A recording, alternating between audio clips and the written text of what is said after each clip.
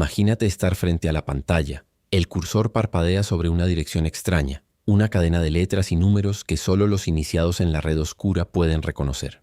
De pronto, una voz susurra entre el ruido estático.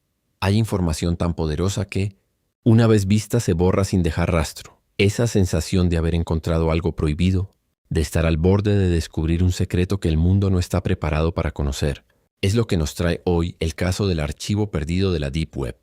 Un archivo de 2 gigabytes, supuestamente cargado en 1919, que contenía documentos clasificados, pruebas de crímenes y experimentos científicos que nunca deberían haber salido a la luz.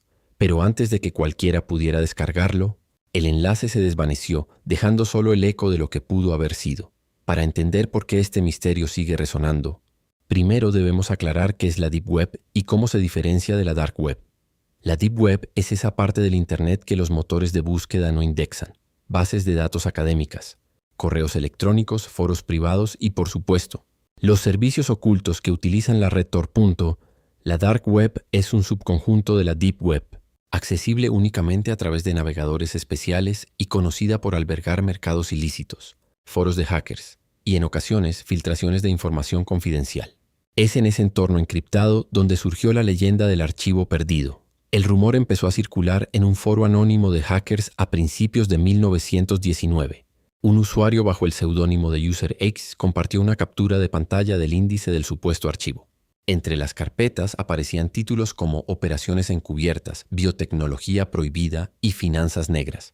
La captura mostraba también varios hashes SHA-256, lo que le dio a la comunidad un punto de partida para verificar la autenticidad del contenido. Algunos investigadores de ciberseguridad, al analizar esos hashes, descubrieron que coincidían con fragmentos de un filtrado de 1918, lo que hizo pensar que al menos parte del material era real.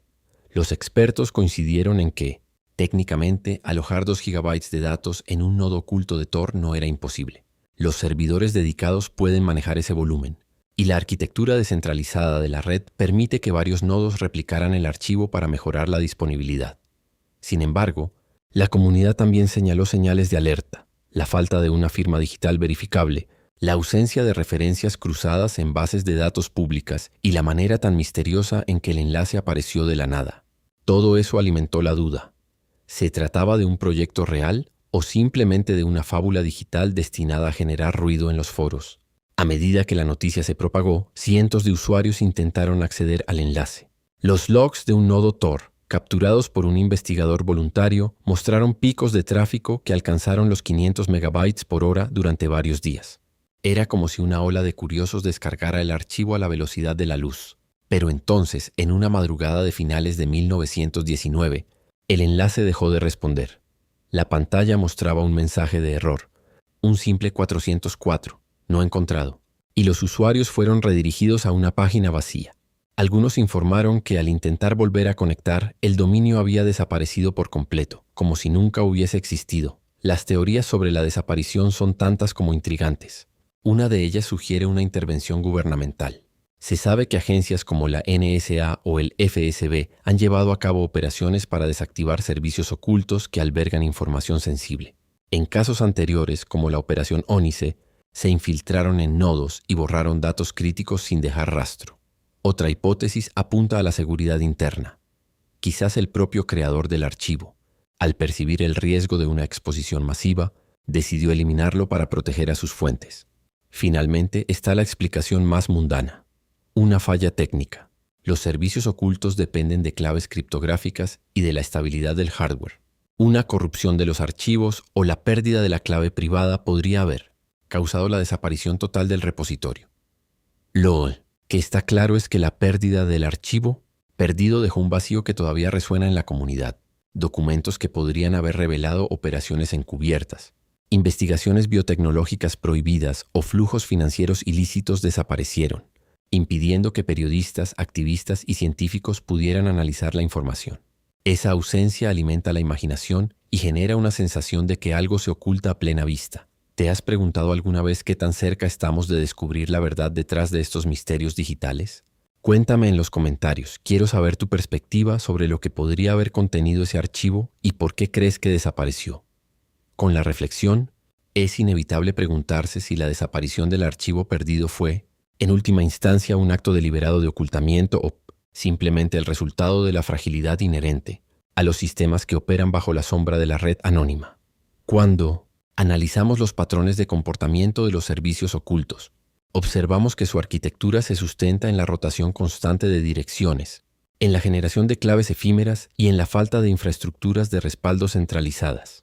Esa característica, por un lado, protege la identidad de sus operadores, pero por otro, los hace vulnerables a fallos críticos que pueden desvanecer datos preciosos en cuestión de minutos. Imaginen por un momento que el archivo contenía pruebas irrefutables de experimentos biotecnológicos prohibidos, como la manipulación genética de organismos con fines militares, o que revelaba la existencia de cuentas bancarias ocultas vinculadas a redes de tráfico de recursos ilícitos.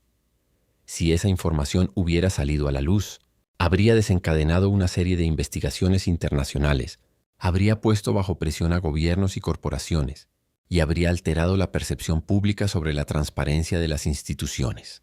En ese escenario, la motivación para silenciar el contenido se vuelve más comprensible, y la hipótesis de una intervención gubernamental gana peso. Sin embargo, también es posible que la desaparición no haya sido el resultado de una conspiración de gran escala, sino de un error humano.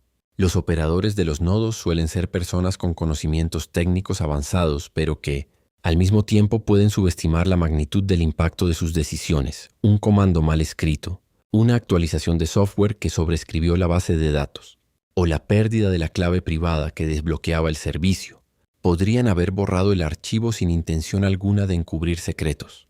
En la cultura de la Deep Web, la falta de protocolos de recuperación es frecuente, y la pérdida de datos se vuelve una tragedia aceptada como parte del riesgo.